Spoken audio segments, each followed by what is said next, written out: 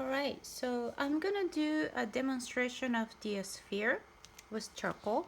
So these are the materials. Everything is listed in the module, but what you want is you want the charcoal sticks, right? And then two erasers. This is the kneaded eraser. When you open it, just go ahead and knead like this. It's like you're kneading a bread, like so, right? And then the plastic eraser and your blending cones. There's different sizes on the blending cones. And this is the chamois, right? You might have this thin charcoal stick, which is fine. I like to have a little thickness to it, so mine's thicker. And it comes in, I believe, 2B, 4B, and 6B. And it's good to have all. And like you did in the, what do you call it? The gesture drawing, you want to break it in half, like so, right? So it's easy. Okay.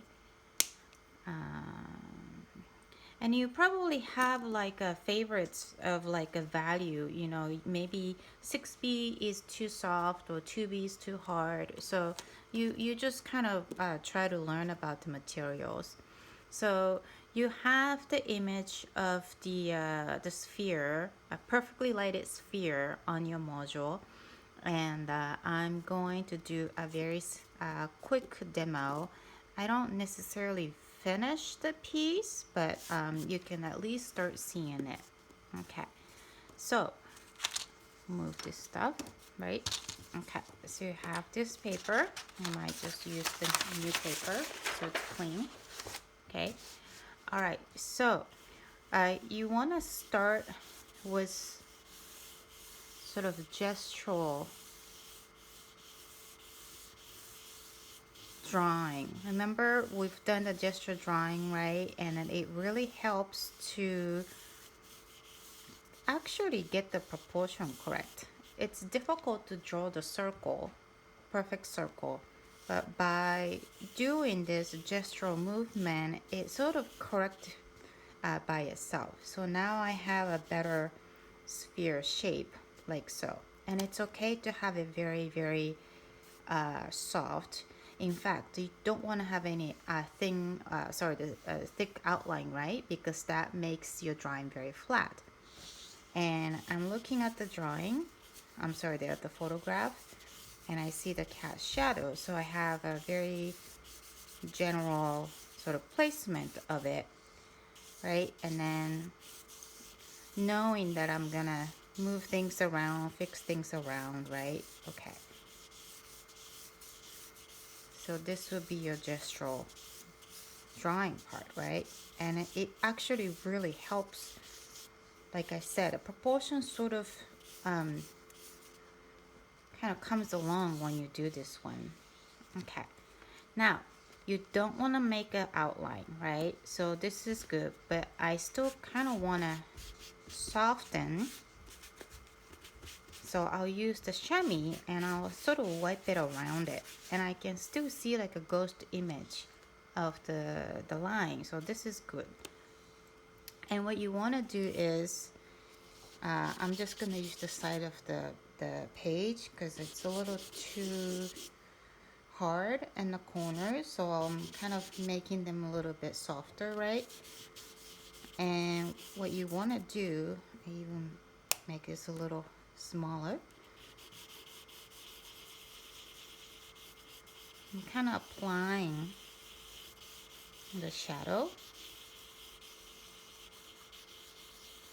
And notice my movement, right? I'm not making them like very strong. I'm kind of building as if you are using a clay and you're modeling. Remember, like modeling really means that you're giving a volume. So rather than having a strong like straight edges, having this kind of circular movement like so, right? And then you can use your hand obviously to blend them, but chamois can really do a good blending. When you do that, the chamois basically kind of removes the charcoal a little bit. So it's kind of back and forth and back and forth of this is more softer, of building, you know. So it is like you're using Play-Dohs or clay, ceramic, that, you know, you're just kind of building up the volume. So according to the photos, I see more of the shadows and darks on this side, right? And this is a little softer charcoal, so I can actually apply more. So you don't necessarily finish this in like one kind of trial. You just go back and forth like this, right? Okay, and kind of start blending. Remember, in the lectures I mentioned about 6 different value scale, right? And you can literally try to count them. And I see the cat shadow, this, no, sorry, the reflected shadow, it's here, right? So you have to kind of give, like, work on a little bit and then blend them. As you blend them, you are kind of removing some, and then you have to go back again and then add it. So this is literally like a modeling process, right? Okay.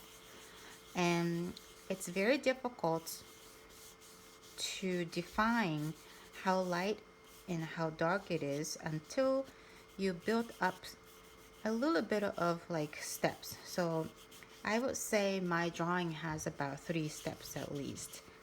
And then there's a very strong cat shadow. Cat shadows are pretty dark.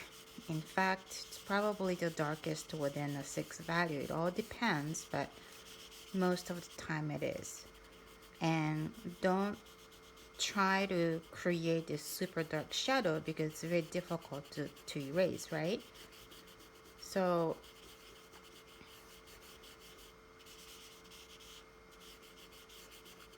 okay. So see, now I have a kind of general shape already, right? And then I mentioned that in the module page 2, you need, these are basically blending tools. This will erase but also blend. This really can take out as a highlights, right? And this is a blending tool. So I'm going to take out some of the highlights here because it's very light. See how it nicely remove it, right? Okay. So this will be a highlight, right? And remember, you have to have a soft edges like so, right? And like go back and blend it again. And then this area seems quite dark here based on the photos. So I'm kind of adding, but I'm very careful, like I'm working with the circular motions so that it looks like it's part of the sphere, right? It's not like straight edges like attached to it or so. Okay.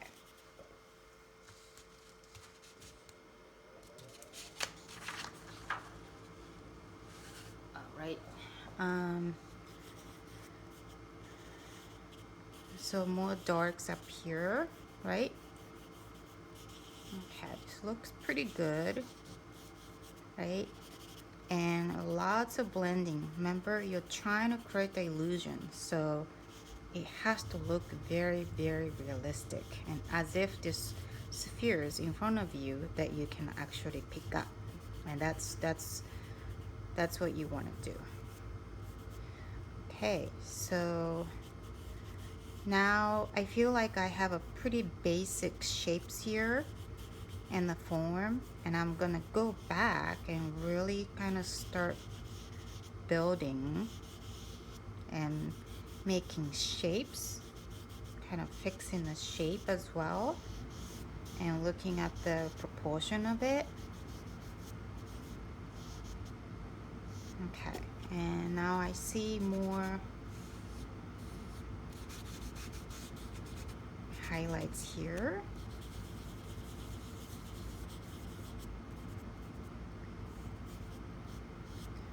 feel like I have to kind of take out a little bit just to have a proportion of spheres. And see, when I did that, I took a little bit too much charcoal, right? So now I'm go back and blend in again.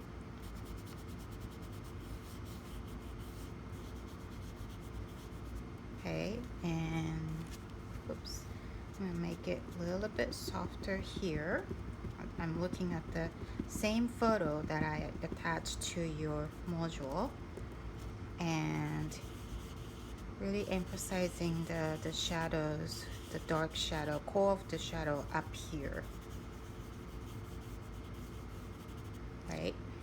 Okay, and here I have erasers, and look how much I can take out the highlights, right? And then you go back in, blend them, because you don't want to make it look like it's just like a little patch of like a white area.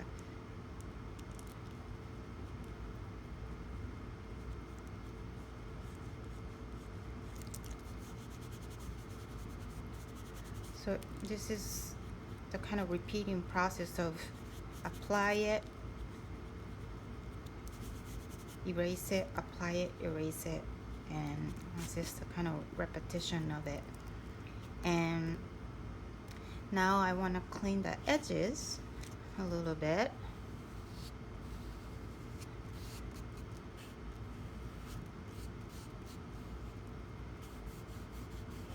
Like so.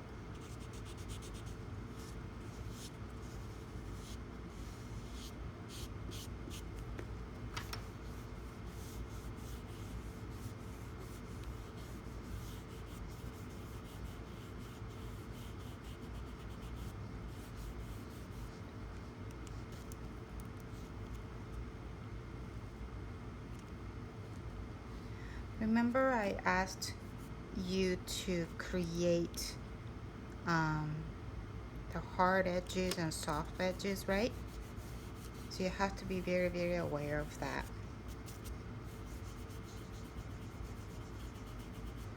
For example, here where the cat shadow meets the object itself, it is a quite hard edges, right?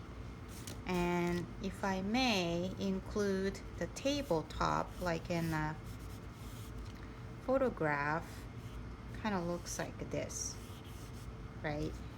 And then the background is darker, right? So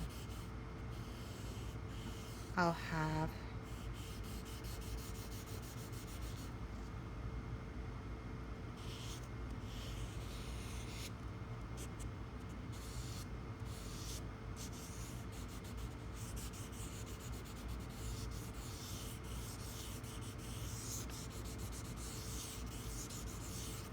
a little bit more sharper edge, and you see how that spatial information got a little bit more clear.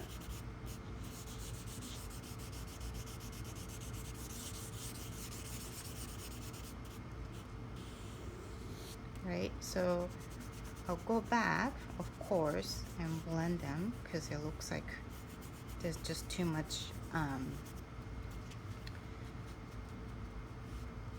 what do you call it, like the strokes, like a charcoal strokes. So I'm gonna blend them, right?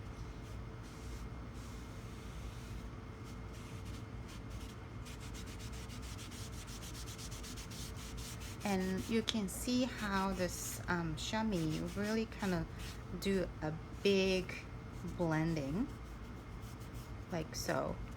And then here the tabletop is not that light, you know, so sometimes I can just use like my chamois because it's just got enough like charcoal residue. But of course I have to go back and then rework on it, right? You know, and then obviously you have to go back and rebuild. You know, it's a kind of a process, like I said, the molding.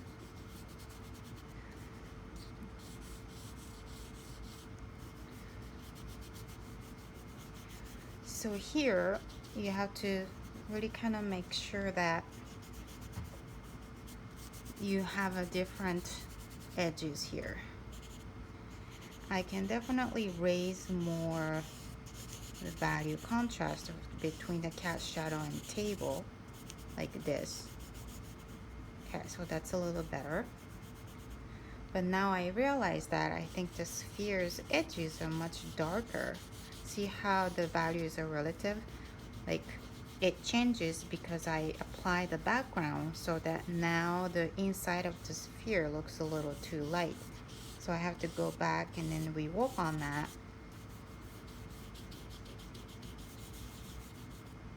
And then now I see the tabletop, I have to lighten this up.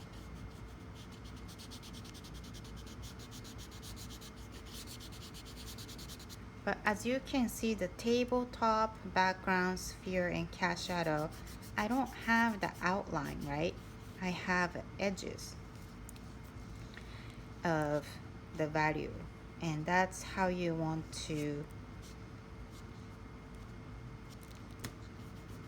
build your drawing.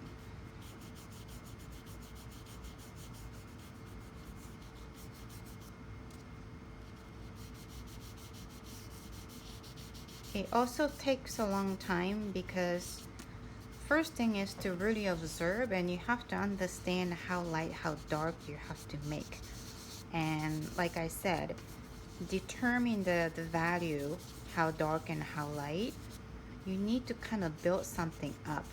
As you saw me working on it, it changes, you know. This was much darker before, but now I built the background, it shifts so that I had to go back and make it darker.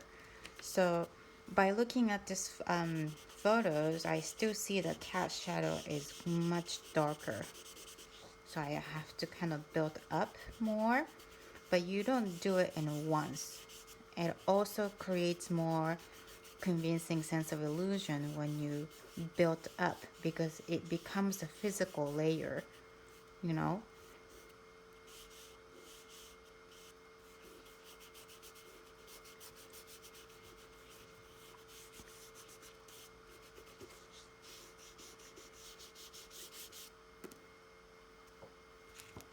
So you could really kind of continue. I'm not going to finish, but I think you can at least see how you can develop, right? And don't do this on your drawing paper. You should have a separate paper, but I did it because I just wanted to show you, and I just don't have my camera set up is in this sort of area, so I did that here, but you shouldn't do it. That will be a deducting point because it doesn't look clean enough. And when you have a kneaded eraser like this, you know, you can take out some and blend it back in, right? And I feel like I could add a little bit more highlights here. Like I said, highlights are a very limited area. If it's all over, it doesn't look realistic. And you just have to kind of go back and forth so that it looks like real three-dimensional sphere, which is not, because this is a drawing paper, so it's a flat surface. But illusion is something that doesn't actually exist, right? But you making them so that it looks as if that's in front of you. That's what I mean by convincing illusion. Okay. All right, so you know, I still see my sphere can be more fixed around in terms of like a roundness to it, but I feel like I actually achieved that general form of the volume. So you can go ahead, continue.